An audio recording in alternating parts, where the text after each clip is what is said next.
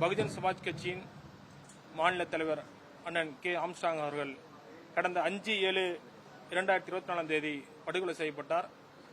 இந்த படுகொலை செய்யப்பட்ட வழக்கு சென்னை அமர்வு நீதிமன்றத்திலே வழக்கு விசாரணை நடைபெற்று வருகிறது. இந்த நிலையில் அண்ணன் படுகொலை வழக்கில் வழக்கறிஞராக அரசு தரப்பு வழக்கறிஞராக பாதிக்கப்பட்ட எங்களது தரப்பில் மூத்த வழக்கறிஞர் பி. மோகன் அவர்களை நியமிக்கப்பட வேண்டும் என்று கடந்த 28/11/2024 அன்று சென்னை மாவட்ட ஆட்சியரிடம் மனு கொடுக்கப்பட்டது.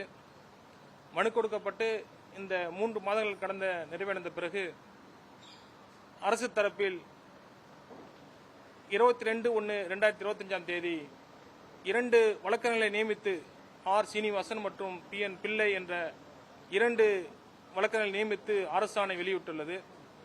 அதனால் இன்று நாங்கள் முதன்மை தலைமை செயலரை சந்திக்க நம்ம அனுமதி கேட்டிருந்தோம். அனுமதி கொடுக்கப்பட்டது.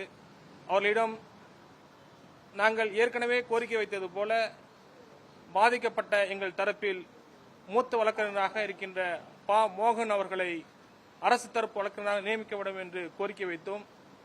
ஏற்கனவே 2 வழக்கறிஞர் நியமித்தால் கூட, அதுக்கு அரசாணை பிறப்பித்தால் கூட இவரையும் சேர்த்து 3வது அரசு வழக்கறிஞராக நியமிக்கப்பட வேண்டும்.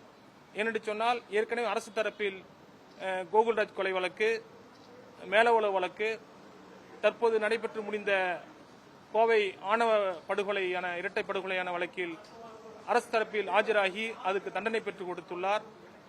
இது போன்ற வழக்குகளை மிக நேர்த்தியாக கையாண்டுள்ள மூத்த வழக்கறிஞர் பா. மோகன் அவர்களை நியமிக்கப்பட வேண்டும் என்று நாங்கள் கோரிக்கை வைத்தோம்.